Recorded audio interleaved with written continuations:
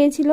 তারপর দিদির মেয়ে একটা খেলনা কিনেছিল এখান থেকে, বাচ্চা মানুষ খেলনা পেলে তো ওর আনন্দই আলাদা। তো তারপর চলে গেলাম আমরা আসল মন্দিরটায়। প্রায় 10-12 বছর আগে এই মন্দিরটা তৈরি হয়েছিল। তখন কিন্তু আশেপাশে কোনো মন্দির ছিল না। তখন থেকেই আমি এখানে আসি। এই জায়গাটা আমার ভীষণ ভালো লাগে। মন্দিরে এসে প্রণাম না করলে যেন ভালোই লাগে না। তো মায়ের কাছে একটু প্রণাম করে চলে গেলাম আবার আর একটা মন্দিরে। পাশেই দেখো কতগুলো মন্দির আছে, দাঁড়াও তোমাদেরকে দেখাচ্ছি।